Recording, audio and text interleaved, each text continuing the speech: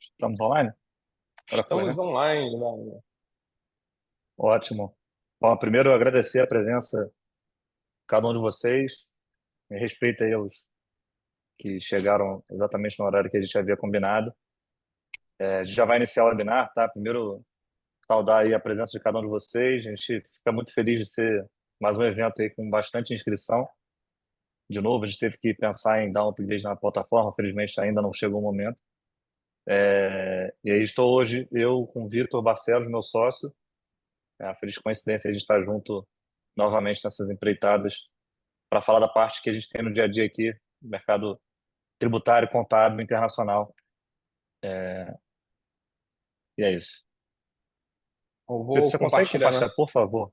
Eu vou compartilhar a tela aqui para a gente passar pela agenda e a Legal. gente vai iniciando aqui o evento. Legal. Enquanto o Vitor vai compartilhando, eu queria reforçar que eu incentivo cada um de vocês a enviar as dúvidas que surgirem. Tem um espaço aqui embaixo do chat e no Q&A, né? Fiquem à vontade para enviar essas dúvidas. A gente tem um conteúdo que é relativamente denso.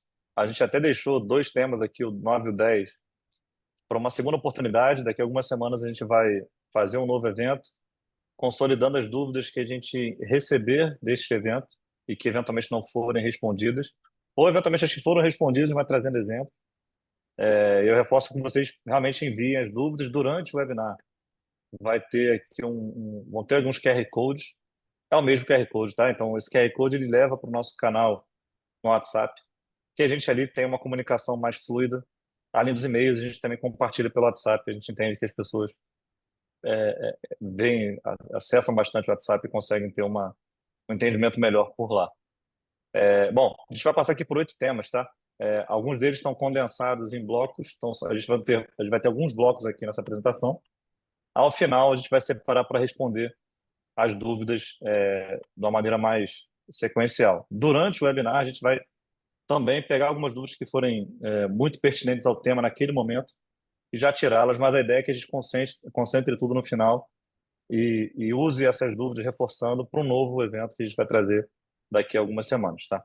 Então, repassando aqui bem rapidamente para vocês terem noção do que a gente vai falar. A gente já divulgou essa agenda, só reforçando aqui para vocês entenderem como que vai ser o rito aqui desse nosso encontro. Então, primeiro, a gente vai falar sobre as operações de crédito, alguns cuidados entre as operações de crédito entre a pessoa física no Brasil e a entidade estrangeira. O segundo item, a vantagem do novo regime da 14754 para empresas operacionais. Tem poucas pessoas que sabem dessa questão, que estão considerando, inclusive, colocar empresas operacionais aderentes ao novo regime tributário de tributação automática anual de 15%. O item 3, como a gente traz sempre na prática aqui, tá? A gente está trazendo, inclusive, a teoria e como a gente está trazendo esses temas para os nossos clientes. Então, o item 3 é como que a gente está fazendo para mitigar o risco de dupla incidência de imposto sobre o mesmo lucro. A gente vai entrar em mais detalhe, mas a ideia é a gente conseguir Opa, segregar, mitigar esse risco de pagar imposto. Diga. a voz está um pouquinho robotizada, não sei se deu alguma interferência no fone.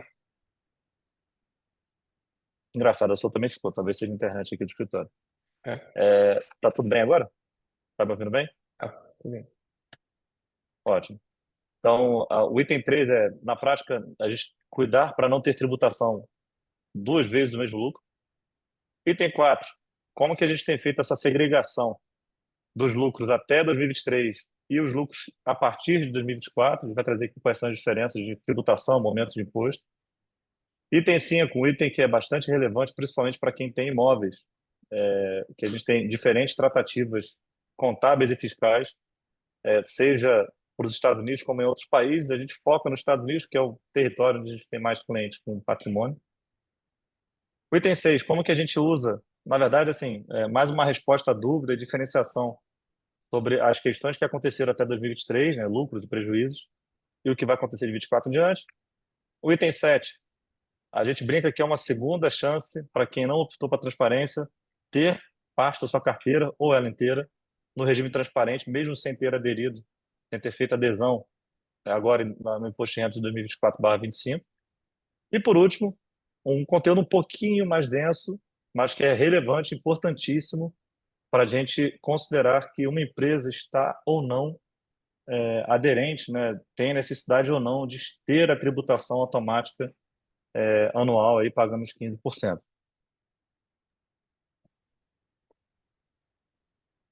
Aí pode passar aí, por favor. Bom, primeiro tema aí, lembrando, né, a gente vai ter aqui o nosso QR Code em praticamente todas as mudanças de conteúdo. Levando para o nosso grupo, fiquem à vontade, basta mirar a câmera do telefone, já leva lá para o WhatsApp, já consegue fazer a adesão automática no nosso grupo. Lá a gente compartilha bastante conteúdo.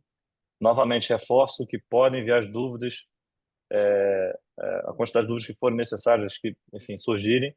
A gente vai pegar um apanhado e vai respondê-los no final. E também, dessas dúvidas que tiverem conteúdos parecidos, a gente vai colocar, vai fazer um novo evento. Já respondendo a uma pergunta que a gente recebeu, o evento vai ficar gravado. A gente vai disponibilizar cada um de vocês que participaram e também quem não participou depois da finalização aqui, tá? Então, pode ficar tranquilo que a gente já está atento a essa questão aqui. Bom, o que na prática a gente quer trazer nesse bloco aqui, né?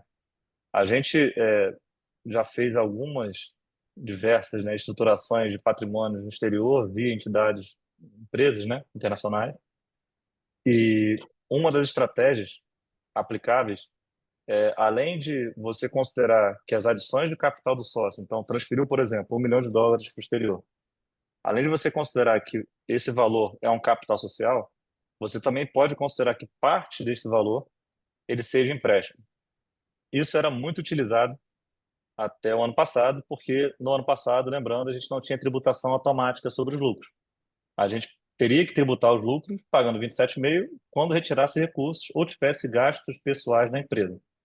E aí, quando o cliente ele já sabia, né, que ia usar o capital no futuro, colocava ali 100, 200, 300, 400, enfim, o valor que fosse adequado ao perfil daquele cliente, de empréstimo, para que ele retirasse empréstimo ao invés de reduzir capital ou de distribuir dividendo. A redução de capital ela tem um risco porque ela não é uma transação, a gente sempre reforçou isso, né? Ela não é uma transação recorrente de operações de empresas no Brasil, por exemplo. Não deveria ser também no exterior. Então, o empréstimo era uma forma que a gente trazia com mais frequência, hoje também traz, mas trazia com mais frequência no passado, para ir reduzindo o empréstimo ao invés de distribuir dividendo e, inclusive, se beneficiando da isenção que existia até o ano passado de transações até R$ 35.000. Então, é só um conceito, um contexto para dizer, olha, então temos clientes ainda, e pode ser você que está assistindo, inclusive, que tem uma componente do capital que foi colocado por você na estrutura como empréstimo. Esse empréstimo, a Receita Federal, quem legislou, né, quem ajudou na montagem da lei, boa parte dessas pessoas estava do nosso lado aqui, né? Tratando fiscalmente, planejando tributariamente os clientes. Então, eles, olhando para isso, já trouxeram uma vedação. E a gente vai explicar o objetivo desse bloco, é explicar qual é a vedação, quais são os limites e o que tem de positivo, porque tem coisa positiva ainda, e o que tem de pontos a melhorar, e eventualmente até de desconsiderar esse empréstimo para fins de próximos planejamentos. Na legislação, na 14754, ele conceitua, tem lá no artigo, no terceiro, né, ele traz lá o que são aplicações financeiras para fins da legislação. As operações de crédito, ou seja, os empréstimos de pessoas físicas, né, sócias de empresa no exterior, que colocaram empréstimo nessa empresa, essas operações de crédito, elas estão ali colocadas como uma das transações abarcadas na legislação. Inclusive remunerações que venham desse tipo de empréstimo, sejam elas por juros ou por variações cambiais, né? Porque você sempre tem que considerar que se você colocou um valor no exterior a um câmbio X, quando você tiver uma amortização desse valor, você tem que ver qual é o câmbio dessa retirada e eventualmente tributar por essa diferença. Então, a legislação ela trouxe essa operação de crédito como um item que é para ela um ativo financeiro para fins da legislação. Pode passar mais um, Vitor, por favor. E aí, só complementando, né? Aqui nessa operação de empréstimo, você tem a incidência da nova alíquota sobre a variação do câmbio e também sobre os juros pagos por esse empréstimo. Então, você tem a oportunidade de enquadrar parte do capital integralizado na empresa como uma operação de crédito prevista na 14754, no artigo 3, lá no item 1, e pagar 15%. Então, isso é uma forma também de olhar, de eventualmente uma operação de crédito ter uma operação em que você consiga enquadrar na nova legislação. Tá? Aí você vai ver o porquê que isso pode ser interessante, tá? Bom, e aí quando que tem tributação efetiva, né? Olhando para até 2023. Então, esse balanço está propositalmente colocado com database 23. Então, os lucros acumulados até 23 tem uma história. A gente vai ter um bloco só para falar disso, tá? Vou falar bem rasamente, depois a gente vai entrar nisso aqui, nesse bloco específico. Os lucros até 2023, eles só têm tributação a partir de 24 quando distribuídos, tá? E aí, para o fisco brasileiro, o que é considerado um lucro distribuído? São efetivamente as distribuições de lucro, obviamente, como também eventuais reduções de empréstimo. Então, nesse caso aqui, tem 941.488. Só que essa empresa ela também tem lucro. Tem uma linha aqui de 160, aqui no final. Deixa eu marcar ela aqui. Tem uma linha de 160 aqui embaixo. Aqui. Então, essa empresa ela tem um empréstimo e tem um lucro de 160 a 159. Quando tem essa condição, qualquer distribuição, qualquer disponibilidade de cash da empresa para o sócio vai ser considerado uma distribuição de dividendo. Nossa, a setinha ficou terrível, mas tendo o empréstimo e amortização, tendo o lucro acumulado nessa estrutura, a gente considera que isso é primeiro, então o lucro ele é prioritário, ele é priorizado frente à amortização de empréstimo. No caso desse exemplo, depois que passasse de 160.159 dólares, os capitais distribuídos depois disso podem ser considerados como empréstimos devolvidos, tá? Então essa é uma vedação que inclusive alguns profissionais estão até trazendo dando um passo além, né? Usando operação de crédito como todas as transações financeiras. E o que isso traz de complexidade? Por quê? Se você tem lucro, caso entre nessa questão, né? Operação de crédito, é qualquer transação entre o sócio, entre a empresa e o sócio, tendo lucro, eu tenho que distribuir esse lucro inteiro. Até faz sentido quando eu comparo com os Estados Unidos, tá? Então, a C Corporations, por exemplo, que é um modelo de empresa lá nos Estados Unidos, se ela tiver lucro e tiver dinheiro saindo dela para o sócio, é um lucro distribuído.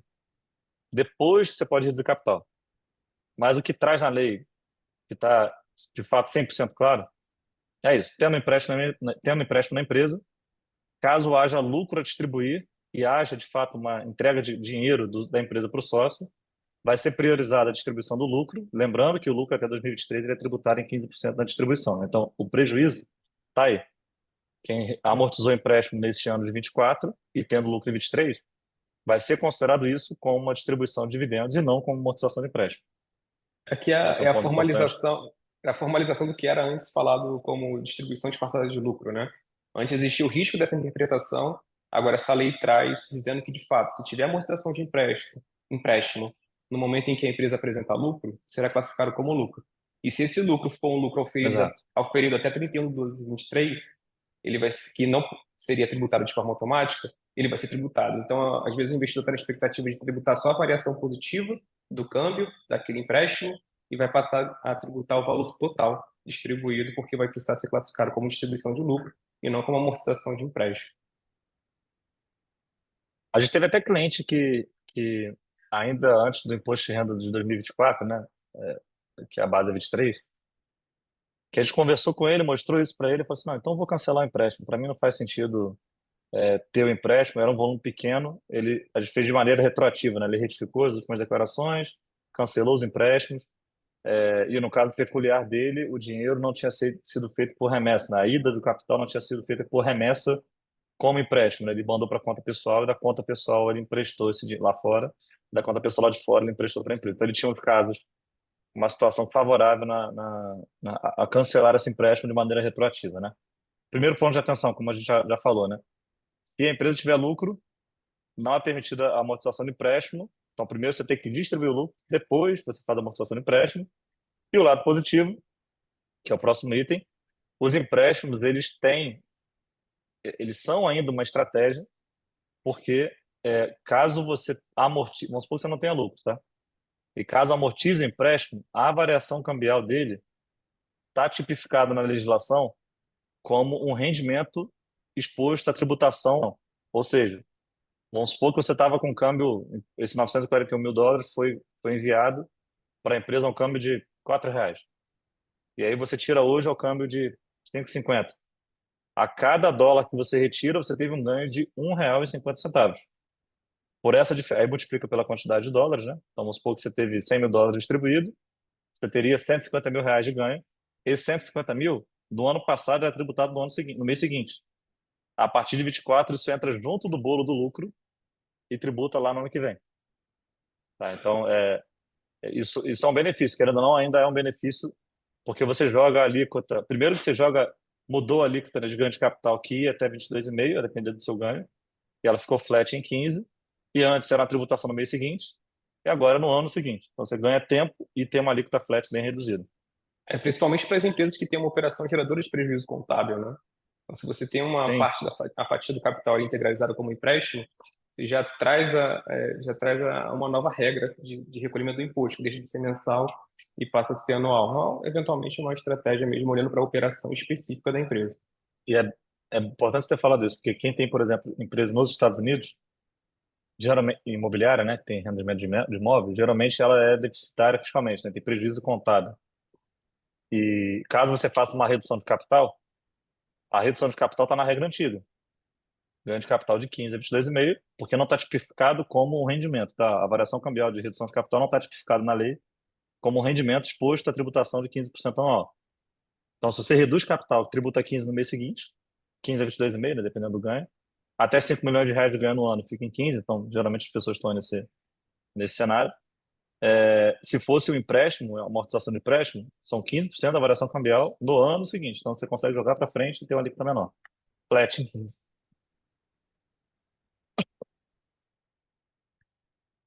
Mas mudando para o segundo tema, novo regime tributário para empresas operacionais. De novo, temos aqui, está recebendo algumas dúvidas aqui, deixa eu só dar uma olhada para ver se faz sentido a gente já.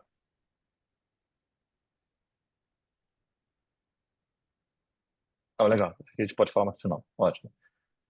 Então, a gente tem esse QR Code aqui que joga lá no nosso grupo do Alerta. A gente vai ter um prazer enorme ter cada um de vocês aqui que tem interesse, obviamente, em estar nesse grupo de. As pessoas não se veem, tá? Então, realmente tem uma privacidade grande. E a gente compartilha de tempos em tempos o que a gente tem observado, linkando a parte internacional, que é a nossa praia, onde a gente atua. Tudo que é internacional, a gente compartilha ali quando tem algum impacto para os nossos clientes, tá? Foco aqui, regime tributário para empresas operacionais. No lançamento da lei, a gente teve uma, uma, um foco em empresas que eram de rendimento passivo, né? Então, clientes que tinham empresas no exterior, que tinham o objetivo de colocar ativos financeiros ou imobiliários e ter renda ali dentro. Então, a primeira versão da legislação ela foi desenhada considerando apenas esse tipo de empresa. Tá? E qual era o regramento? A gente vai dar primeiro um contexto, depois a gente vai trazer o que é benéfico para empresas operacionais. Tá? Então, a gente tem como empresas que se enquadram na legislação. Primeiro item, empresas que sejam controladas diretas ou indiretamente. Então, o governo brasileiro vai olhar para as empresas, inclusive, que estão abaixo de empresas que você tem. Então, vamos supor, Wagner tem uma offshore e tem uma empresa nos Estados Unidos. Ele vai olhar para essas duas, a gente vai trazer um pouquinho mais de detalhe, mas ele vai olhar para as duas, tá? Não somente a direta, como sempre foi até o ano passado. Então, controlar diretas, diretas que estejam localizadas em país com regime, né, ou dependência, ou uma região com regime fiscal privilegiado. Então, essa é a primeira condição para estar enquadrado nessa lei. A segunda condição é empresas que sejam controladas, uma ou outra, tá? Podem ser as duas, tá? Mas se for uma ou outra, você já está aderente a essa lei. Empresa controlada, sediada em paraíso fiscal, ou que não seja sediada em paraíso fiscal, por exemplo, essa questão aqui dos Estados Unidos, né? Não está sediada num paraíso fiscal, num país com regime fiscal privilegiado, né? Mas caso ela tenha somente rendas passivas, ou seja, na lei diz abaixo de 60% de renda ativa, ou fica mais simples, né, pensado o oposto, né? Quem tem mais de 40% de renda passiva também está aderente a essa lei. Ah, Wagner, Vitor, poxa, eu tenho uma empresa nos Estados Unidos que construiu um imóvel para alugar. É renda 100% passiva. A única isenção, entre aspas, né? O único modelo que saiu dessa renda passiva são empresas que realmente compram, por exemplo, terreno e incorporam para vender. Então, esse tipo de empresa não é considerado como uma empresa de renda passiva. E aí a gente traz aqui a comparação entre esses três tipos de empresa. Uma offshore, no canto de esquerda aqui, tá? A BVI Company. Sendo uma empresa offshore, sediada em paraíso fiscal, já está nesse regramento, vai pagar imposto anual no imposto de renda, 15% sobre o valor do lucro, e pode compensar, caso essa BVI, por exemplo, faça imposto de renda nos Estados Unidos, ela vai ter tributação nos Estados Unidos. Ou, caso ela invista em ações e tenha retenções na fonte de dividendos, por exemplo, os Estados Unidos tem a retenção de dividendos de 30%, para quando é pago para estrangeiro, né? Inclusive empresas em paraíso fiscal. Esses 30 é como se fosse imposto, é como se fosse não, ele é o imposto da empresa e por conta disso você compensa dos 15 aqui do Brasil. Então, esse tipo de empresa entra. As empresas de rendimento passivo sediadas em qualquer país, Estados Unidos, Portugal, França, enfim, qualquer país, tem uma empresa que tem rendimento passivo acima de 40%, está aderente à lei nas mesmas regras de uma offshore, como eu já havia explicado. E por último, as empresas operacionais. Então, a gente trouxe aqui um exemplo de uma empresa dos Estados Unidos que constrói imóveis para vender. De fato, a operação dela é comprar terrenos ou imóveis, reformar ou construir e vender. Esse tipo de empresa está no regramento antigo, ou seja, não tem tributação automática anual, a tributação é somente na distribuição da pessoa jurídica para a pessoa física ou no gasto pessoal dentro das contas corporativas, que é muito comum isso acontecer, a alíquota de 7,5% a 27,5%, que é o tradicional carnê-leão que a gente conhece. De 27,5%, a volta de R$ 5.000 já está a 27,5%. E o imposto no exterior, ele compensa, só que depende, né? Depende do tipo de empresa. Então, principalmente nos Estados Unidos, né, que a gente tem os modelos de LLC, que é a tributação na pessoa física, não no nome da empresa, ali ainda tem uma certa neblina. Vitor, fica à vontade Recolhimento para no ano. adicionar, tá? É, não, Ainda, eu acho que nessa linha da LLC tem a questão do ano calendário do recolhimento do imposto, né? Então, a lei nova ela fala em é, imposto devido, independente do ano calendário, mas o imposto devido referente àquele ano calendário, ainda que não tenha sido pago naquele ano de 2024, por exemplo. Então, nos Estados Unidos é muito comum você pagar o imposto no ano calendário posterior o que resultou aquele lucro que foi tributado. Então, essa lei ela fala que basta ser devido, você já pode compensar. exato. Essa última questão operacional você já fica naquela discussão de se pode ou não, considerando que você tem um descasamento de ano calendário aqui no Brasil, você tem um ano calendário, nos Estados Unidos você paga depois. Você recolhe, arquiva a declaração de imposto de renda até 31 de maio, e lá nos Estados Unidos, na Corp, tem a data de entrega até outubro. Então, eventualmente, você não pagou imposto nos Estados Unidos, mas já entregou a declaração aqui. Então, você não consegue compensar porque você não pagou nada lá ainda. Então, fica esse descasamento mesmo de ano calendário no recolhimento do imposto. É o famoso mismatch, né? Por Então, isso que você eu tem a depende. diferença. Então, você tem essa diferença de período de entrega que pode ser relevante aí quando a gente olha, as estruturas internacionais. E aí, bom, eu, Wagner, se eu tivesse uma empresa no exterior, aí volta um slide aí para mim, por favor, Vitor. Se eu tivesse uma empresa no exterior, operacional, e que paga imposto, e tem esse risco do depende, e paga mais imposto quando retira, se eu tivesse nessa condição, eu levantaria a mão como fizeram lá atrás. Vou levantar, pô, eu tenho empresa operacional, não sediado para esse fiscal, e vou ter que pagar 27, vou ter que pagar mais imposto do que está com renda passiva. Aí no último dia de dezembro, o último dia útil mesmo, tá? 29 foi sexta-feira. No último dia útil de dezembro, soltaram a Lei 14.789, que alterou um dispositivo do artigo 6º da 14.754, artigo 5º, desculpa, da 14.754, e colocou ali a possibilidade de, mesmo você não estando obrigado a aderir ao regime da 14.754, você não, a empresa, né? Mesmo a empresa não sendo uma empresa enquadrada no regime da 14.754, você proativamente pode se enquadrar nesse regime. E qual que é a grande vantagem disso? Tá? Tem algumas, tá? Primeiro, aí passa o próximo slide, por favor. Qual é que é a grande vantagem disso? Você tem, olhando na ótica da tributação, você sai de uma base de 27,5% do bruto das distribuições e passa para uma base de 15%, então 12,5% a menos sobre o lucro. Algumas pessoas vão falar, tá bom, no regime anterior eu só tributo quando distribuo. No regime atual eu tributo independente de distribuição. Maravilha, só que olha para os Estados Unidos tem imposto. E geralmente é maior do que 15%. E você pode compensar quando está na 14.754, com certeza absoluta, você compensa esse imposto, porque é o imposto devido. Você não tem mismatch, você tem várias vantagens. Então, você consegue eventualmente pagar imposto só nos Estados Unidos e trazer esse imposto pago para lá, por lá nos Estados Unidos, como crédito daqui. Você passa a ter uma periodicidade anual de tributação, então distribui dividendo em janeiro. A tua ótica não é mais distribuição de dividendo, a tua ótica agora é apuração de lucro anual, tributo em maio. Então você passa a ter uma tributação anual, você compensa o imposto que está sendo pago no exterior. Então a gente já teve situações de clientes nos Estados Unidos aderindo a essa, que vão aderir, né, porque é a opção agora nessa declaração de 24, clientes com empresa em Portugal, que tem renda, e que vão aderir a esse tipo de, de, da- de opção, né? Vão realmente querer ter essa tributação automática de 15%, a alíquota é flat em 15%, para chegar em 27,5% nas distribuições, é muito comum que as pessoas não tirem dinheiro. Até 2023, muita gente não tirava dinheiro da estrutura, tão simplesmente para não pagar os 27,5%. E agora você vai pagar 15%, compensando o exterior. Eventualmente você nem paga. Por exemplo, corporation nos Estados Unidos tem a tributação de 21%, né, Vitor? 21% Isso. flat. 21 é maior do que 15, você compensa os 15 e não paga imposto nenhum. Eu acho que na prática, assim, você não vai pagar imposto por ter optado pela nova legislação, ainda que a sua empresa seja operacional, seja de um país que não é tributação favorecida. Porque se sua empresa, se for uma empresa americana, nesse exemplo, ela já paga imposto. Você não tem como diferir esse imposto lá nos Estados Unidos. É 21% sobre a base de lucro da empresa. Esse 21% é maior que 15%. Então você vai optar por sinalizar para o fisco que você está compensando esse imposto e esse imposto já vai ser tratado de forma definitiva. Então, ele não vai sofrer variação, ganho de capital pela variação do câmbio.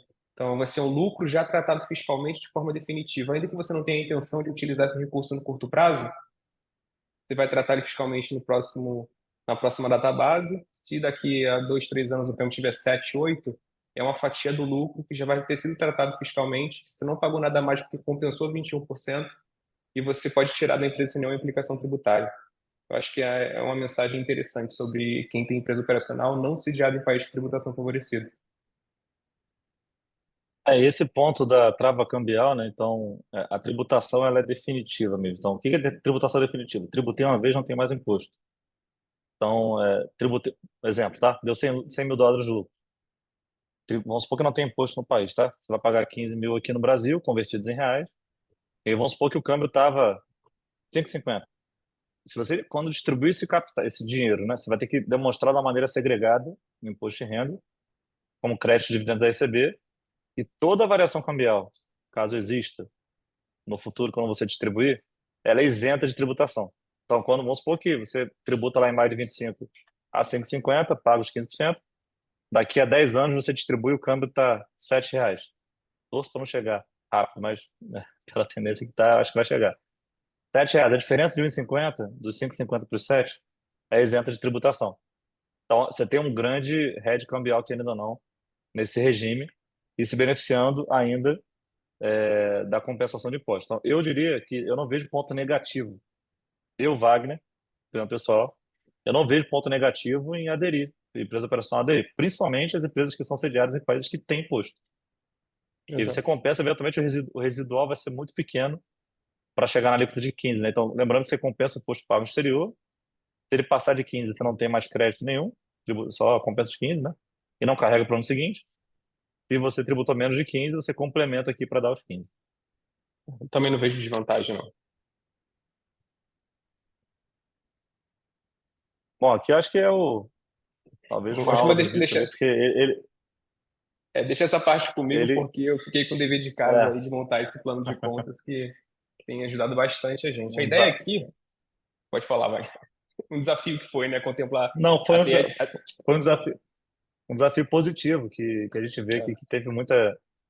A gente está herdando muita contabilidade de outras empresas, e começando contabilidades novas, e a gente vê que quando não tem essa distinção, realmente fica muito complexo. Realmente identificar o que que é de um ano, o que que é do outro. Inclusive, tem uma dúvida relacionada a isso. Eu vou deixar Isso. isso mais para o final, só para não perder o fio da meada aqui, a gente fala isso aqui no final. E a ideia aqui, pessoal, é tentar, até a gente cita bastante trechos da lei, porque a ideia é trazer o que eventualmente não está sendo observado pela maioria dos investidores. E quando a gente fala em lucro da entidade, a gente tem o lucro da entidade que é auferido até 31 de 12 de 23, o lucros auferidos a partir, o prejuízos auferidos até 31/12/23, os prejuízos auferidos a partir, como que eu vou apresentar no meu balanço os lucros que já foram tratados fiscalmente.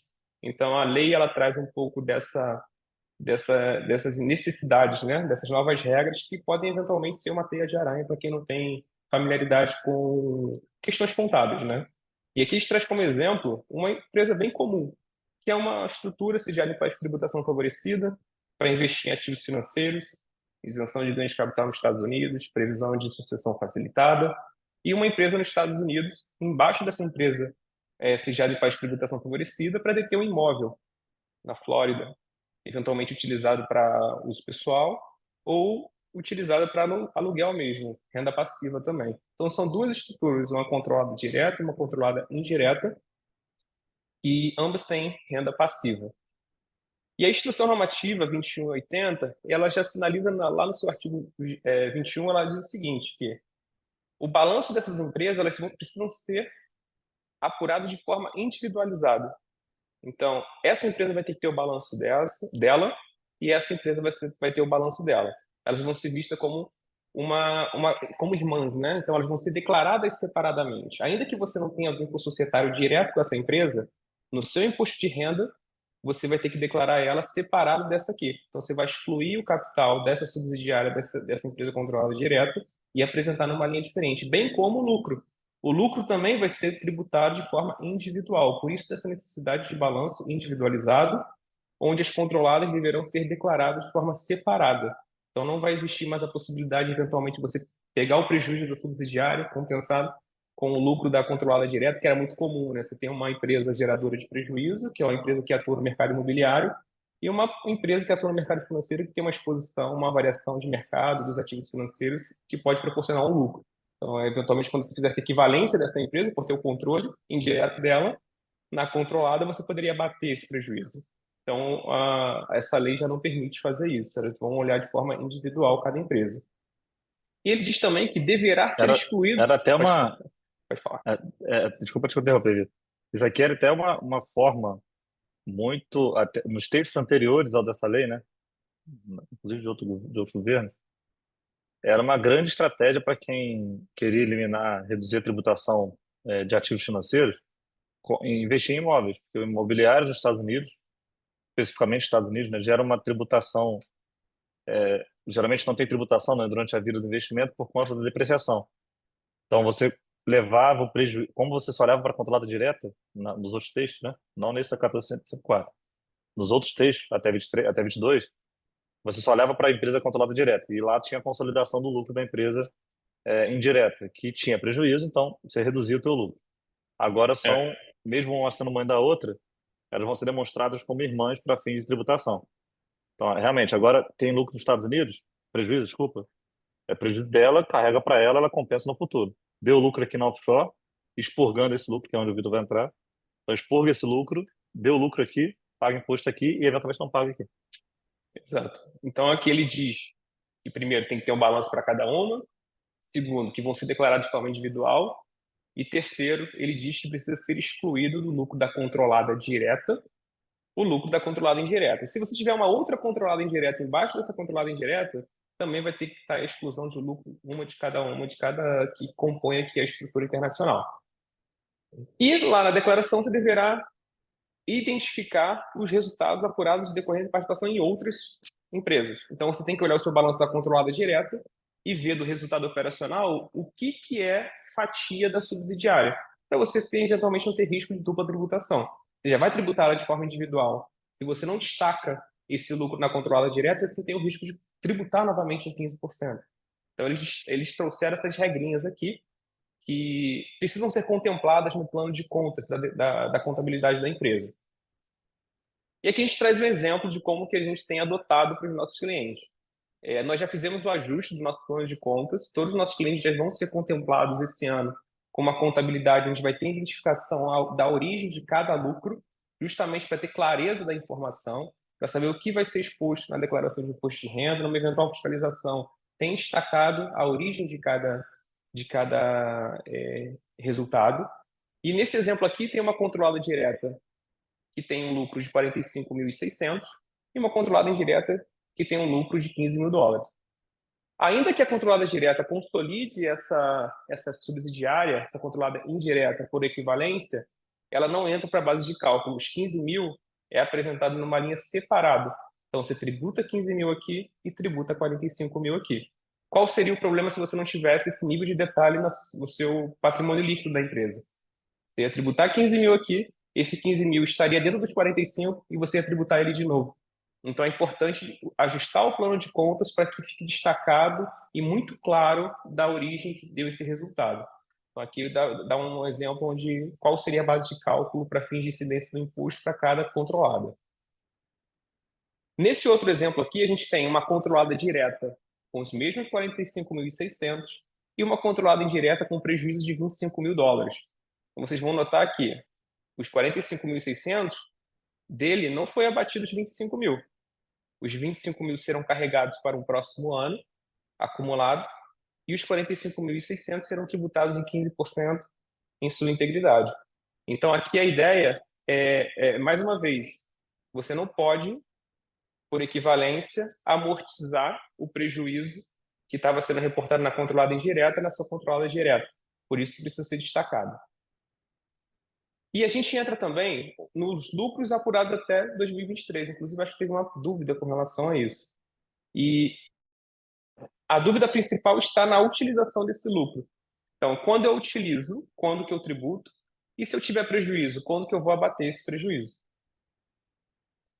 E lá na Lei 14.754, ela é bem clara nesse sentido. Ela diz que só poderão ser deduzidos do lucro da controlada prejuízos apurados desde que sejam referentes a períodos a partir de 1º de janeiro de 24. O que ele quer dizer aqui?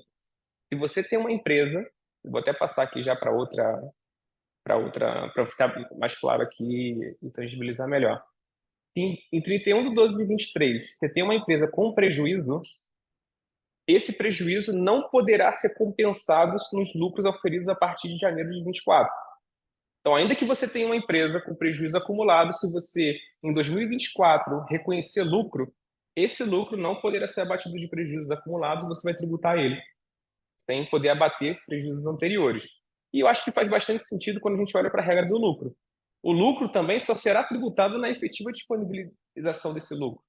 Então, lucros oferidos até 31/12/23, eles não serão tributados de forma antecipada e só será tributado na efetiva disponibilização desse recurso. E a mesma regrinha. Se você tem uma empresa com prejuízo, em 31/12/23, esse prejuízo não vai ser abatido no eventual lucro que seja reconhecido a partir de janeiro de 24. Tá? E aí é importante notar, né? A gente vai sempre destacar a descrição de cada lucro, cada resultado que compõe o lucro acumulado dessa empresa. E para reforçar ainda mais a origem desse lucro, o ideal é que se você tem uma empresa sediada em país de tributação favorecida, ou eventualmente não, você tem uma ata onde você aponte que esse lucro que você está distribuindo é de determinado ano calendário. Então, nesse caso aqui, eu estou distribuindo o lucro de 45.600 do ano calendário depois de 31 de dezembro de 23. Então, eu já tratei ele fiscalmente. Vamos supor que estivesse distribuindo isso aqui em 2025. Se é um lucro auferido a partir de 2023, eu já tratei fiscalmente em 24, eu não preciso tributar. E se a Receita Federal te questionar por que você não recolheu imposto sobre esse lucro, você vai ter uma ata onde você aponta que a conta de lucro que foi reduzida no seu balanço patrimonial é a conta de lucro referente ao ano de 2024, que já foi tratado fiscalmente de forma definitiva, principalmente para as entidades que não são transparentes. Tá? E aqui a gente traz, acho que eu estou tentando ser o mais didático possível, mas pode mandar pergunta, mandar mensagem no nosso WhatsApp para poder a gente facilitar a nossa troca aqui. E um outro ponto interessante, né? Muitas pessoas se perguntam, Vitor, posso utilizar então para fins de declaração de imposto de renda no Brasil a mesma declaração de imposto de renda nos Estados Unidos? Porque quando você abre o 1120 ou o 1065, 1120 é para corporation, 1065 é para partnership, que é uma empresa com mais de um sócio que é transparente para fins fiscais. Lá, nessas duas declarações nos Estados Unidos, você tem o Schedule L, que é o balanço para fins fiscais que você utiliza para poder apurar a base de cálculo para fins de imposto nos Estados Unidos. E eu respondo para você que depende. Principalmente porque quando a gente fala em declaração de imposto de renda nos Estados Unidos, o CPA ele vai utilizar as regras do IRS, e o IRS ele tem uma metodologia de depreciação do imóvel. Não dá para trazer todas as diferenças aqui. A gente trouxe um exemplo de diferença no reconhecimento de depreciação de imóvel, que é o mais comum, que é o brasileiro que tem imóvel nos Estados Unidos. E as regras de depreciação, ela é estabelecida pelo fisco americano com base nesse MACRS. E você vai conseguir observar lá no anexo 4 do formulário 4562, e você vai ver os tipos de imóvel e em quantos anos é a vida, quantos anos é a vida útil desse imóvel. Então, o imóvel residencial aqui, que é utilizado para renda, para aluguel, ele tem uma vida útil de 27 anos e meio. Significa que, no balanço da sua empresa, você vai reconhecer 1/27,5 avos de despesa com depreciação por ano. Então, você tem essa regrinha nos Estados Unidos e você vai ver isso na declaração de imposto de renda, lá no formulário 1120, para quem tem corte. Wagner, não sei se você queria falar alguma coisa. Que é importante porque a gente tem um regramento fiscal no Brasil que é diferente do dos Estados Unidos, né? Então, a tributação lá nos Estados Unidos de imóveis detidos para renda são em 27 anos e meio. No Brasil, são 25 anos. Então, você tem uma diferença, quer dizer, no Brasil, por conta do CPC, CPC é regra tributária, né? O CPC ele traz o regramento para contabilização. A regra tributária é o que aceita que seja 25 anos.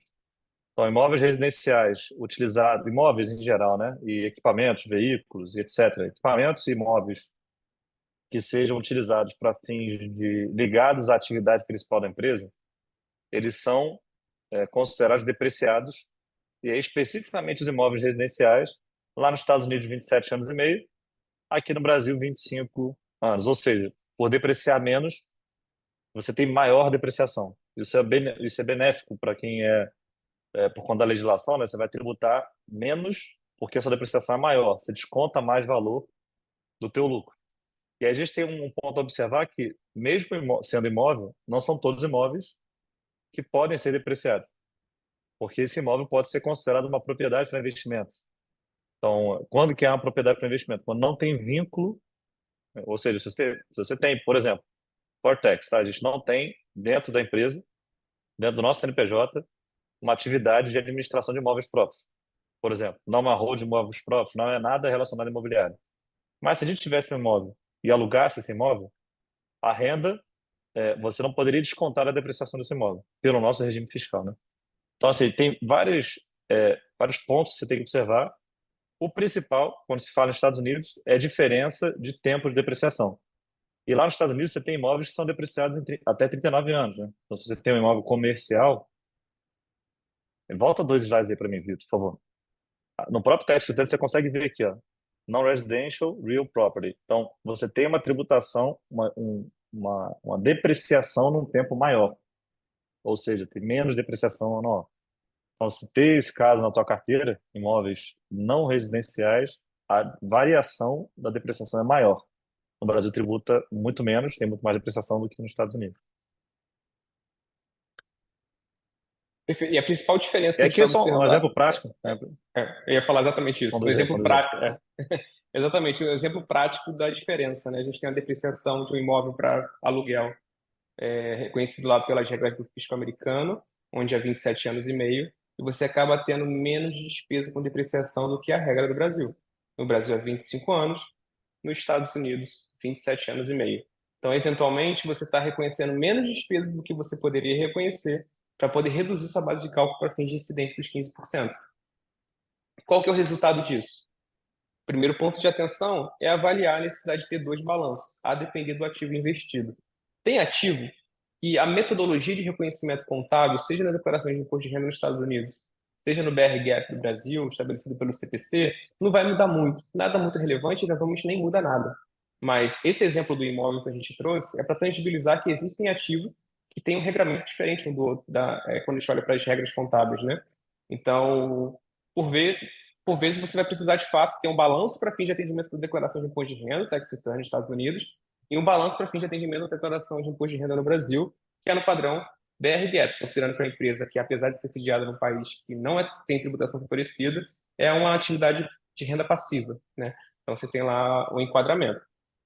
E para as empresas dos Estados Unidos é mandatório ter o balanço em IFRS ou BR-GAAP, tá? Controlado pelos brasileiros com renda passiva.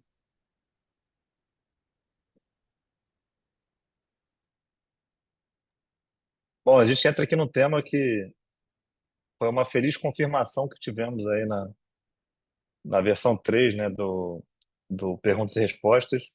A gente já teve três versões, né? Perguntas e Respostas, tanto que considera a Lei 14.754 como a Instituição Normativa 2180. E na última versão, que foi lançada no final de abril, trouxe a confirmação desse item que a gente vai trazer aqui. Ou seja, a gente teve, quem já tinha empresas em 2023, né, teve que aderir ou não ao regime de uma empresa, ao regime de transparência, né, no imposto de renda desse ano. É uma adesão, uma opção, foi uma opção das pessoas que tinham empresas ou sediadas, empresas controladas, né, ou sediadas em país paraíso fiscal, então países ou regiões com tributação favorecida, ou empresas, só reforçando, né, empresas que tinham mais de 40% de renda passiva, mesmo não estando em paraíso fiscal ou país com regime fiscal privilegiado, que é o nome bonito que deram nos últimos 3, 4 anos, mesmo que não tivesse nessa condição, por exemplo, as empresas nos Estados Unidos, tendo mais de 40% de renda passiva, estaria tá aderente, né, à legislação. E aí a gente viu muita gente não fazendo nada. Ah, vou para o famoso regime opaco, né? O opaco, se você procura na lei, ele não existe. É só um oposto da transparência que existe na legislação. Então, muita gente não fez análise adequada e a toque de caixa não fez opção. Tá no regime opaco. E aí, depois que ele entende o que é o regime opaco ou tradicional, ou o regime da 14754 tradicional, ele entende que os ativos financeiros eles são tributados pelo seu resultado realizado e não realizado. O que significa? A gente, quando faz a contabilidade, a gente tem tanto os resultados das vendas dos ativos, que nada mais é do que a variação positiva de uma compra para uma venda. Comprei a 100, vendi a 120, 20 é o valor da venda, esse é o resultado positivo realizado. Como por resultados, também é uma composição do resultado, os resultados não realizados. Então, eu comprei uma ação X por um preço de 100, no mesmo exemplo, não a vendi e estava 120 no dia 31 do 12. Essa variação de 20 que você não vendeu, essa variação de 20, ela é um resultado realizado. Nas empresas opacas, a maioria, são raros os casos que você desvia desse tipo de classificação. Desvia na maneira positiva, tá? Isso é permitido pelo CPC 48. Mas a maioria dos investimentos feitos por empresas estrangeiras, holdings patrimoniais que tenham ativos financeiros, a maioria desses ativos são classificados com reconhecimento de receita pelo valor justo por meio do resultado, que na prática é pegar tudo que variou da empresa, teve resultado gerado efetivamente, como resultado não gerado, mais valorização de carteira, pega isso tudo junto, tira as despesas e tributo. E aí a gente teve uma feliz confirmação, era uma desconfiança na lei, inclusive para a gente, e veio o termo de resposta para confirmar que caso vocês tenham uma estrutura estrangeira, né, aderente ao regime da 14754, e queiram colocar toda essa empresa ou uma fatia do patrimônio no regime transparente, isso é permitido, só que não na mesma estrutura. Lembrando, a estrutura, caso você tenha feito a adesão à transparência, essa decisão ela é irrevogável e irretratável, não adianta retificar o imposto de renda, que ela vai continuar no regime de transparência. Como também, caso você não tenha feito a adesão, você fez uma adesão, então foi uma opção sua, não aderir à transparência. Logo, você fez a adesão ao regime opaco, é uma decisão irrevogável e irretratável. Você tem uma empresa, você pode ter parte desse patrimônio no regime transparente, desde que você abra uma nova empresa embaixo e aporte o capital desta empresa a valor de custo. Isso é permitido. Aí a gente traz um exemplo aqui do que seria este movimento. Tá? Vamos supor que tem uma empresa com ativos financeiros, cotas de private equity, já volto aí. Wagner, eu acho que é só interessante dizer que a gente colocou uma síntese aqui, porque isso aqui a gente já debateu em um outro evento, para o pessoal que receber a gravação Boa. poder dar um pause nessa síntese, mas basicamente declarar os ativos que estão dentro da empresa no nome pessoal, Isso aqui é um resuminho do conceito de transparência, mas a gente já falou em outro evento e a gente vai passar já para o próximo slide. A gente colocou aqui só para, de fato, ter essa oportunidade de pausar o vídeo gravado e conseguir ler tudo que está ali. Mas a gente tem, inclusive, um outro evento que a gente pode colocar, inclusive, na descrição, mencionando ali que tem toda a parte contextual, né? 100% do contexto da legislação está ali Maravilha. nesse outro evento. Vou fazer isso. Vou colocar na Termos descrição do tributários. YouTube. Acho que fica bom. E aí, aqui um exemplo, né? Uma empresa offshore, uma empresa internacional, independente do país, tá? Vamos supor que ela esteja aderente à 14704. Então, tem ativo financeiro, cota de fundo private equity, venture capital, participação em empresas de startup. Vamos supor que você não fez adesão da transparência, logo você aderiu ao regime opaco, né? Isso é uma decisão irrevogável e irretratável. Não adianta a gente ficar em imposto de renda, você vai precisar continuar com esta empresa no regime opaco. Você pode pegar essa empresa, esses patrimônios, supor que você queira pegar as cotas de fundo private equity, o venture capital e a participação minoritária de startup e colocar no regime transparente. Você abre uma empresa abaixo da que já existe, pega esses patrimônios a valor contábil e coloca nesse valor contábil de custo, melhor de custo, valor de custo do imposto de renda e contábil do imposto da contabilidade e transfere para essa nova empresa. Tá? Este movimento foi permitido pela legislação e também foi confirmado no Perguntas e Respostas como um movimento que não gera tributação. Qual o movimento que gera tributação? O que era muito comum? Até dando um passo atrás. Até 2023, as pessoas começavam muitas vezes com a carteira no nome pessoal, e aí quando chegava ali a 400, 350, 400 mil, começava a pensar no offshore e eventualmente já abriu, mas 500 mil eu diria que não faz sentido não ter como offshore, já acomoda muito bem os custos, né, de manutenção desse tipo de empresa. Ele pegava essa carteira inteira do nome pessoal, que tem um lucro carregado que ele não realizou, e aportava numa estrutura offshore. Este movimento até 2023, ele não tinha tributação. A partir de 24, a priori, ele tem tributação. Então, se você pega uma empresa, um capital que está no seu nome pessoal e coloca numa estrutura opaca, vai ter tributação pela variação cambial e da moeda, né, do investimento. Tem que fazer a conta sempre em real, né? Então, quanto que é o valor em real que está entrando na empresa, na data da entrada, versus quanto é o valor de custo do teu imposto de renda. Por essa diferença, 15% pagos de imposto em cima desse valor. Caso você faça esse mesmo movimento por uma entidade transparente, o que é o regime de transparência? O regime de transparência é você desconsiderar essa empresa como uma empresa existente para fins fiscais do Brasil. Então, tudo que ela tem vai ser declarado como se fosse seu. Então, como no final do dia o que é teu vai continuar sendo seu, mesmo que seja detido por uma empresa offshore, não tem imposto nenhum. Isso também é possível caso uma empresa offshore aposte capital numa empresa transparente. E aí a gente consegue ter uma empresa que era 100% opaca, sendo parte opaca e parte, olhando para a estrutura societária inteira, né? Parte opaca e parte dela como transparente. Então, os ativos que geralmente o cliente ele considera em levar para longuíssimo prazo, geralmente a transparente faz sentido, tá? Porque você não vai ter tributação recorrente pelos valuations desses ativos anuais, tá?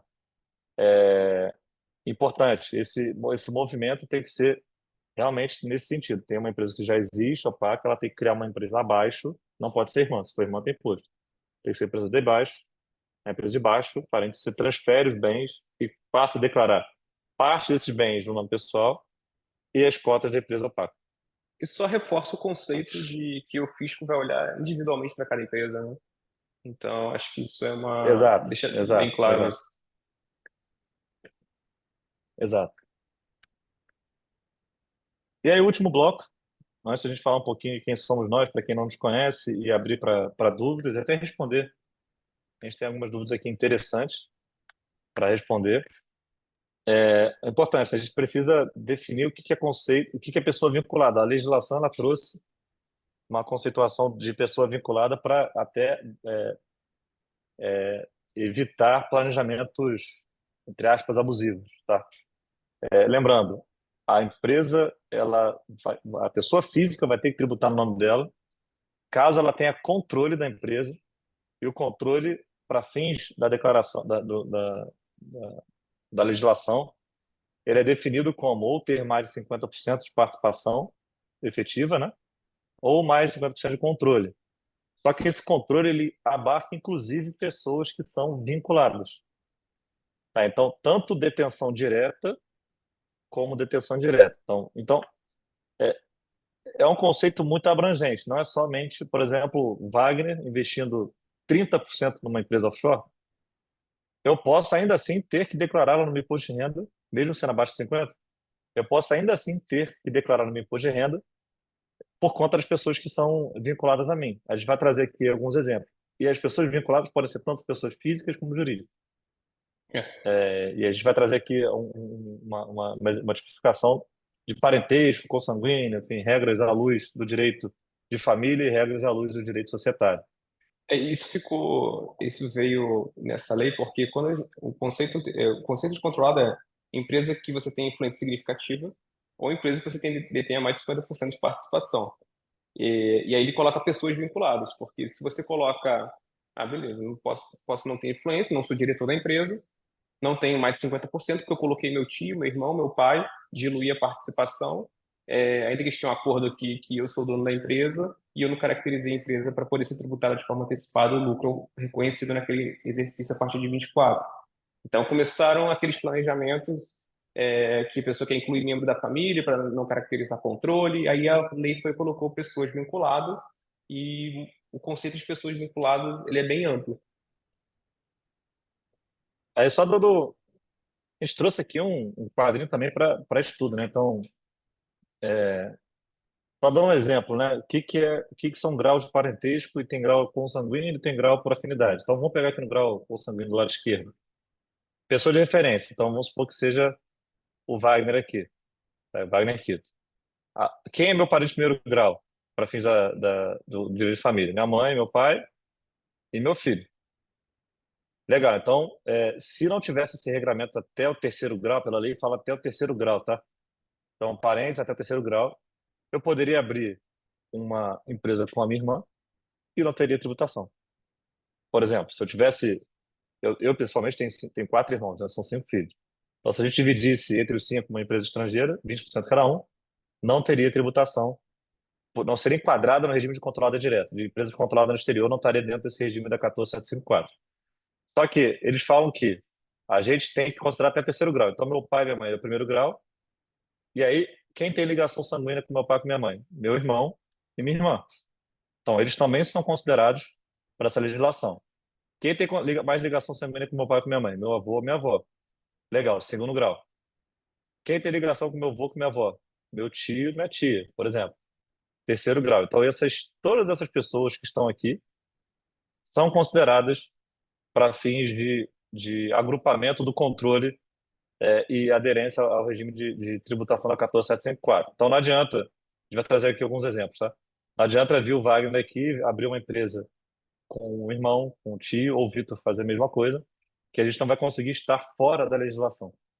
É até importante ter isso na cabeça. Não adianta, esse planejamento até o terceiro grau, ele realmente ele abarca todas as pessoas para definição dos 50%, tá?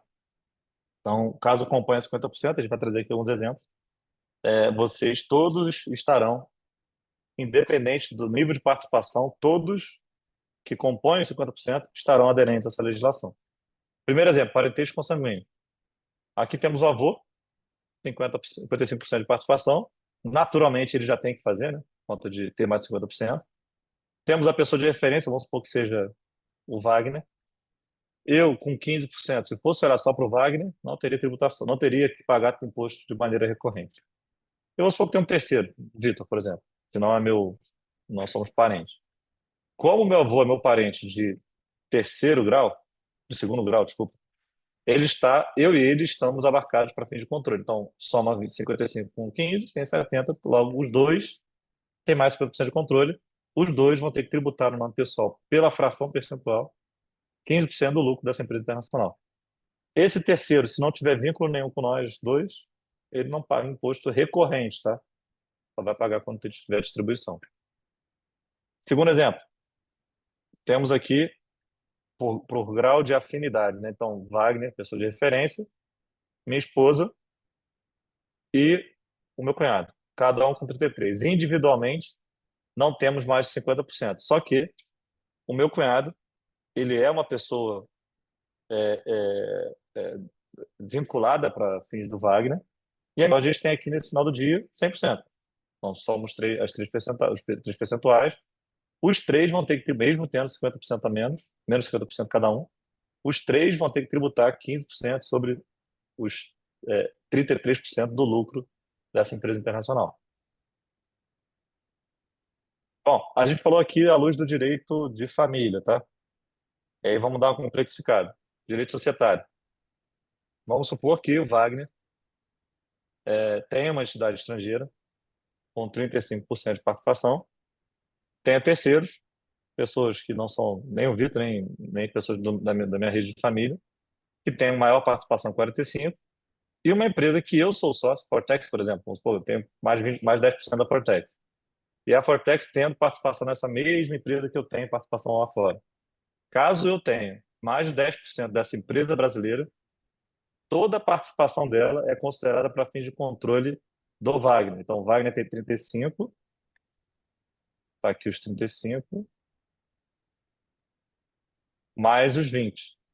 Então, eu vou ter aqui 55% de controle, logo, eu vou ter que, para minha fatia de 35, mesmo tendo menos de 50 diretamente, pela minha fatia de 35 do lucro, eu vou ter que pagar 15%.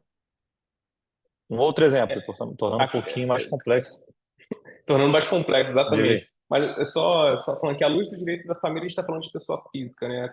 Como caracterizar uma pessoa física, uma pessoa vinculada. Aqui a gente está falando de pessoa jurídica. Então, Uhum. basta a pessoa jurídica ter a participação superior a 10% por essa pessoa, pelo Wagner, que nesse caso tem 35%, a participação dessa empresa, essa pessoa jurídica se torna uma pessoa vinculada. Tá? Então, soma-se a participação do Wagner e a pessoa que criou uma empresa brasileira para poder diluir a participação dele e controlar de forma indireta, acaba também tendo que aplicar a nova legislação da 14754, porque é uma pessoa jurídica vinculada, considerando a influência dele aqui nessa empresa brasileira. Ótimo. E aí, dando uma complexidade maior, vamos supor, a pessoa de referência é o Wagner, sócio aqui o Vitor, tá? Então, eu e o Vitor temos mais de 10% da Fortex, e também somos sócios da empresa estrangeira. Então, nós dois temos mais de 10% da empresa Fortex brasileira, Wagner tem 25% de uma empresa estrangeira, e o Vitor também tem percentual nessa empresa no valor, no percentual. Quando tem essa condição de mais de 10% de participação, todo o valor, todo o valor aqui, os 20, né, da empresa que a gente investe no Brasil, ele é exposto, ele é considerado para fins de controle. Então, esses 20% aqui, como o Wagner tem mais de 10 e o Vitor tem mais de 10, todos os 20 são considerados para fins de controle. Então, a gente vai pegar pessoas vinculadas, tá? Wagner, quem é vinculado ao Wagner? Fortex Brasil e Vitor. Então, somando os três, 55% de controle. Logo, todo mundo aqui tem que. O Wagner tem que pagar os 25%, o Vitor tem que pagar sobre os 10%, os 15% de imposto. E a empresa offshore, ela já tem um regime de tributação automática por detenção de empresas internacionais, tá? Então, é, a mensagem aqui é o seguinte: o Wagner e o Vitor têm menos participação, combinada, inclusive, para fins de 50%, né? Então, eles têm 35%, só que conforme o direito societário, a gente está junto, e a gente tem, junto com a nossa empresa, né, a gente tem mais 50% de controle, logo tem tributação sobre a nossa fatia. Tá? E por último, o último exemplo, que é um pouquinho mais simples, mas é mais recorrente, inclusive. Pessoa de referência, Wagner, sócio, Vitor. Wagner tem 35% da empresa, tem outros terceiros com 45%, que não são parentes nem sócios. E o Vitor, meu sócio, da Fortex Brasil, que não tem empresa internacional, por sermos sócios com mais de 10% de uma empresa brasileira, somos considerados pessoas vinculadas para fins de controle dos 50%. Então, vamos pegar os 35% do Wagner, somos 20%, os dois juntos têm 55% de controle, logo, os dois têm que tributar 15% pela fatia do lucro, né? Então, Wagner tem um lucro de 100, 35% desse 100 vai ser tributado em 15%, e o Vitor, 20% do 100 do lucro vai ser tributado a 15% também. É Então, interessante assim, ver tem que ter que bastante cuidado. só um ponto, Diga. Vale, que se caracterizou pessoa vinculada agora, eu e você, não mais a empresa. Pelo fato de a gente ter uma empresa em conjunto com mais de dez por Sim, cento, nós já somos pessoas vinculadas, né? sim, Então, vamos supor que, sim, pô, sim. Wagner, vamos abrir uma empresa para poder investir em ativos financeiros. Eu já tenho um vínculo com ele por conta do nosso envolvimento na Cortex. Então, a gente já caracterizaria controle se quando somado ultrapassar 50%. Aqui é o mais comum de É, acontecer. Então, exato. é importante ter esse cuidado, né? Porque não é parente, não é consanguíneo até terceiro grau, que não vai estar nos critérios de, de consideração, né, de pessoa vinculada. Bom, contexto rápido, para quem não nos conhece, né, a Fortex é uma empresa, temos aqui três sócios, né, eu, o Vitor e o Luiz, sócios técnicos, né, eu e o Vitor somos contadores de formação, já estamos aí nessa parte internacional há muitos anos. A gente brinca aqui que o Luiz é o que não é o técnico, mas ele é o que arruma a casa, dinheiro de produção e tudo que é da parte operacional, financeiro e etc., fica com o Luiz. Toda a parte de condução técnica, entregáveis, o Vitor garante isso aqui internamente. E o Wagner fica responsável por todo esse ponto de contato com o cliente junto com o time, tanto na parte de relacionamento como também na parte técnica desse contato para fora, né? E a gente aqui é dividido em dois grupos de serviços, tá? O primeiro grupo, aí passa para a próxima aí, por favor, Vitor. O primeiro grupo, ele é focado, né? Eu chamo de pilar, né? O primeiro pilar, ele é focado em dores dos clientes. Então, o cliente ele tem alguma necessidade, ele nasce com uma necessidade e são das mais variadas, tá? As mais recorrentes são clientes que não têm estrutura fora e que querem mandar o capital para fora de uma maneira organizada, com eficiência tributária, com eficiência sucessória, com garantia de entrega, né? Garantia dos beneficiários, facilitação desse processo de passagem de patrimônio. Então, a gente pode tanto constituir novas estruturas como também olhar para estruturas que já existem, tanto na ótica do Brasil, saber se está, por exemplo, declarado corretamente na declaração de imposto de renda, na DCBE dos últimos 5 anos, que é o período de auditoria da Receita Federal, como eventualmente avaliar a parte sucessória. Acontece muito de, por exemplo, nascer um filho, nascer um neto, e tem lá 5, 6 filhos ou 5, 6 netos. 4, 5 filhos estão considerados, o novo não está considerado. E aí a gente tem que ajustar essa estrutura, a gente chama isso de reestruturação. Então nasce de uma dor, de alguma necessidade, a gente planeja a melhor solução e eventualmente implementa tudo dentro de casa, ou usando terceiros que são parceiros nossos de longa data, tá? A gente, importante, não recebe, mesmo com o uso de terceiros que eventualmente oferecem rebate, a gente não tem rebate de nenhum parceiro, todos os rebates são descontados contra os clientes. Tudo que a gente faz é faturado e entregue ao cliente. A gente usa terceiros para garantir e organiza toda essa implementação, caso seja necessário, para garantir que tudo que a gente planejou está efetivamente feito da forma que a gente planejou. Então, por exemplo, as novas estruturas, o que mais acontece é abertura de empresas offshore e abertura de empresas nos Estados Unidos.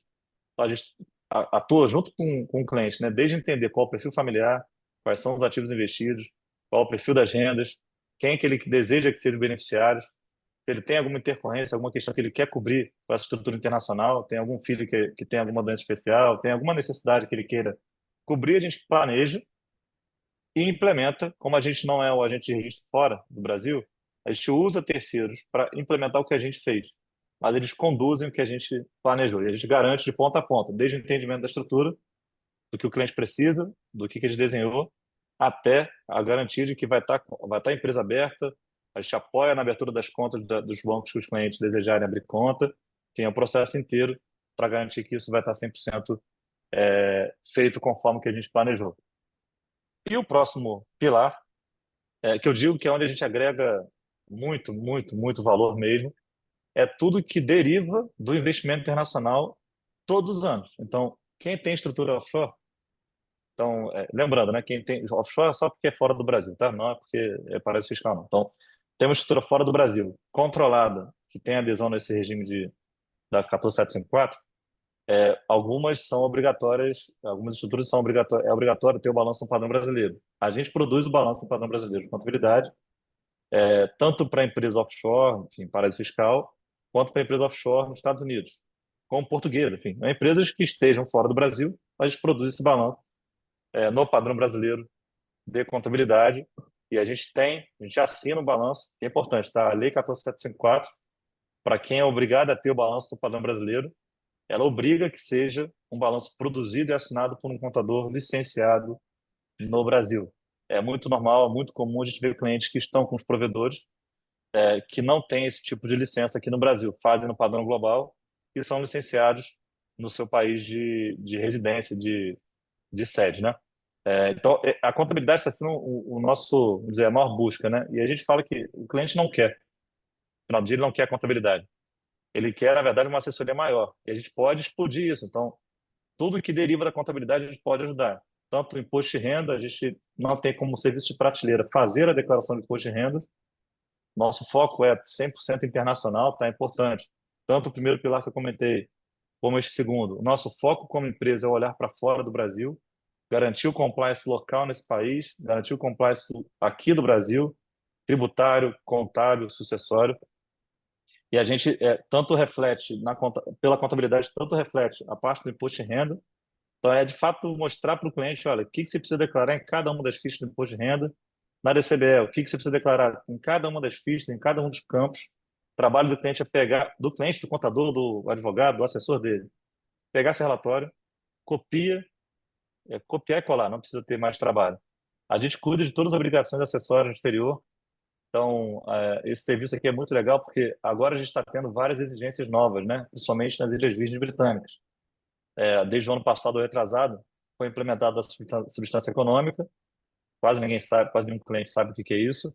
A gente faz isso, o cliente entra no portal lá dos operadores, dos agentes registrados e coloca as informações lá, confirma que aquilo ali eventualmente está feito de maneira correta nas bases anteriores. Agora tem o Annual Return de BVI. A gente entra no portal e preenche o Annual Return com base na nossa contabilidade. Então, é tirar isso da mão do investidor e deixar tudo que for de compliance tributário, contábil, acessório na nossa mão. A gente não faz nada de alocação, a gente não faz nada jurídico. Nosso trabalho aqui é cuidar da contabilidade, da parte tributária, sucessório da fatia internacional dos patrimônios dos nossos clientes. O último ponto aqui, parte do processo sucessório, na verdade, penúltimo. O processo sucessório, a gente tem um trabalho tanto prévio quanto depois da sucessão. O prévio é acompanhar com a família como está essa evolução. Então, por exemplo, esse exemplo que eu comentei, né, do cliente que tem quatro, cinco netos, nasce um, ou filhos, né, e nasce mais um. Caso ele não esteja atento no processo sucessório, quando acontecer, se esse filho não estiver lá, ou se esse neto não estiver na estrutura sucessória, esse filho não recebe, tá? A gente está no outro país que tem um regulamento, um berço do direito diferente do Brasil.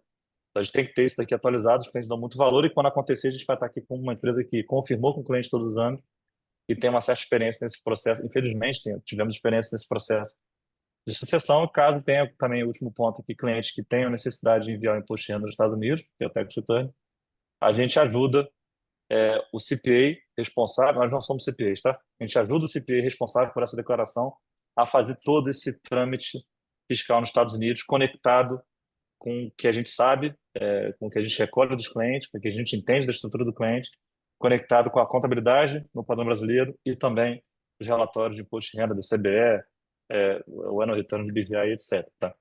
E aí os relatórios também, Bom, complementando o que o Wagner trouxe, eles já vão precisar ser ajustados para a nova legislação. Então, lucros vão ser destacados na nossa sim, contabilidade, para poder ficar claro para o investidor, para uma eventual fiscalização que acontecer. O relatório de apoio ao imposto de renda vai ter também a base de cálculo para fins de imposto. Então, vai ter a complexidade de converter o lucro quando disponibilizado, né, pelo câmbio daquele dia e somar lá na declaração. Então, vai ter todos esses controles nos nossos entregáveis que trouxe complexidade, mas é desconhecida para a gente ainda, porque a gente não sabe ainda no formato do imposto de renda como vai estar. Mas nós vamos adequar todos os nossos relatórios contemplando a Lei 14.754. boa. E aí, o último campo de dúvidas, a gente sente muito por ter passado aí 15 minutinhos, mas acredito que o tema esteja interessante, infelizmente muita gente ficou. A gente vai passar aqui três, quatro dúvidas, depois a gente concentra. A gente vai falar com cada um de vocês, tá? Quem mandou as dúvidas, a gente vai entrar em contato com cada um de vocês para eventualmente esmiuçar um pouco melhor. e fazer um condensado aqui dos itens para a gente fazer um novo evento, junto com o que a gente não falou. Imagina, já foram, já tá 1h15, né? Se a gente tivesse mais esses dois, que são densos, os outros dois eventos, os outros dois itens, a gente vai juntar junto com o que está aqui para falar, tá? Então, a gente teve uma dúvida que já foi respondida, mas só reforçando, tá? Os lucros até 23, eles não são tributados enquanto... A dúvida é a seguinte, tá? Os lucros acumulados até 23 são tributados a 15% quando distribuídos? Sim. Então, o lucro acumulado até 23, ele só tem tributação quando distribuído. E se for distribuído, 15% de imposto. Tá? Então, é uma pergunta que é Na próxima bastante declaração, né? interessante. A outra pergunta. Na próxima declaração. Exato, exato. E aí, uma outra pergunta da mesma pessoa aqui. Se a empresa tem lucro acumulado até 23, digamos que tenha lucro em 24. Na distribuição de dividendos, qual vai ser o formato, né, de apuração de qual lucro está sendo distribuído? Isso é uma dúvida ainda, tá? Então, vamos supor que tenha US$ 100.000 de lucro em 23 e você tenha 300 mil em 2024. Vamos supor que você distribua 50 mil. Esse lucro é de 24 ou de 23? Na legislação, ele fala que você vai ter que mencionar qual é o ano do lucro distribuído. Por isso da Por ata, né? lógica, Inclusive. você vai que e colocar na ata é um cuidado que a gente está tendo aqui com os nossos clientes. Por uma questão óbvia, você vai dizer que é do ano de 24, porque independente de distribuir ou não, vai ter imposto. É. Só que o fisco também não é bobo, né? Então, talvez ele coloque um valor médio aí para fins de tributação. Isso não tem no perguntas e respostas, não está na legislação, não está martelo batido, tá? O que diz na lei é o seguinte: quando distribuído o lucro, você vai ter que mencionar qual é o ano da distribuição. Ponto. É, pegar uma outra dúvida aqui. Teve uma pessoa que pediu a base legal do perguntas e respostas para integralização a custo.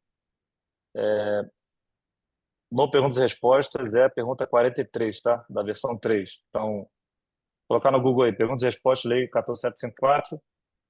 Você vai ver lá, pergunta 43, você vai ter essa resposta que você está desejando, que é, na prática, é, o que permite que você aporte capital em empresa transparente sem ter imposto pela variação do custo do imposto de renda para o que está sendo aportado No nesta rodapé, empresa. né? No rodapé Tá? da pergunta tem a base legal. Cada uma das, lá no Perguntas e Respostas, no rodapé de cada uma das perguntas tem a base legal que fundamenta essa resposta, tá? Vamos lá, uma última pergunta aqui. Tem uma aqui que é boa, tá? Vocês acreditam que é possível a Receita Federal exigir o segmento dos padrões contábeis brasileiros em períodos anteriores a 2024, principalmente para aqueles que decidiram por atualizar o valor de suas participações? Eu vou dividir em duas, tá? Essa pergunta. Primeira pergunta. Não é obrigatório. Na verdade, primeira resposta, tá? Dividir em duas respostas. Primeira resposta. Até 2023 não tem obrigatoriedade de ter balanço. Ponto. Para o Brasil, tá? Isso não tem obrigatoriedade. Se tiver, não precisa ser no padrão brasileiro também. É uma opção sua fazer esse balanço. A partir de 24 é obrigatório ter balanço no padrão brasileiro para quem estiver em independência favorecida, né, paraíso fiscal, ou que tiver paraíso fiscal obrigatório, BR-GAP, tá, padrão brasileiro. Quem não tiver paraíso fiscal, mas estiver aderente à lei, pode aderir ao IFRS ou BR-GAP. Tá? E aí a segunda resposta que pergunta aqui, né, principalmente para aqueles que decidiram por atualizar o valor de suas participações. Aí eu já trago até uma parte da legislação que fala sobre exatamente isso. Quem atualizou pelo ABEX as cotas da sua empresa no exterior, as cotas e o lucro, né, da sua empresa no exterior, lá em 31/12 e 23, né, agora no imposto de renda, é mandatório que se tenha um balanço no padrão brasileiro. Mandatório, tá? Artigo 14º da Lei 14.754, parágrafo 2º, item 3. Tá? Então, ele fala exatamente quantos ativos de que trata o inciso 4º, que são as participações, o valor do patrimônio líquido, proporcional à participação no capital social ou equivalente, conforme demonstração financeira preparada com observância aos padrões contábeis brasileiros. Então, quem atualizou, quem fez o ABEX, não pode usar o balanço no FRS. Tem que ter um balanço no BR-GAP, no padrão brasileiro de contabilidade, né? Assinado por um contador local e no nosso padrão brasileiro já para 2023. Tá? Então, essa é uma pergunta que foi bastante recorrente. Algumas pessoas decidiram não fazer, Quem a gente ajudou aqui com a Bets, a gente de fato ponderou bastante com o cliente para seguir com essa contabilidade, tá? De novo, CPC 48 e IFRS 9, que falam de ativos financeiros, que é o maior universo de pessoas que têm ativos no exterior, são muito parecidos, tá? Então, é provável que não tenha discrepância, ou que seja pequeno, mas mesmo assim, é importante ter um balanço. Se você não fez, quem mandou a dúvida, se você não fez, a gente está aqui à disposição para te ajudar com esse balanço padrão brasileiro, tá? Mas é mandatório se ter. Bom, pessoal, esse QR Code aqui é o nosso WhatsApp. Quem tiver mais dúvidas, fiquem à vontade para nos enviar. Foi um prazer enorme tê-los aqui. A gente passou 20 minutos, de novo, sinto muito por isso, mas fico feliz por cada um de vocês que ficaram aqui. A gente se vê na próxima live. Lembrando, a gente vai fazer um apanhado de todas as dúvidas, vai se agregar por temas, vamos ver o que faz mais sentido encaixar com os dois temas que a gente já falou e vamos trazendo uma nova live aí nas próximas semanas. Gostaria de desejar aí uma boa noite, um bom descanso a cada um de vocês. Falou, pessoal, obrigado, hein?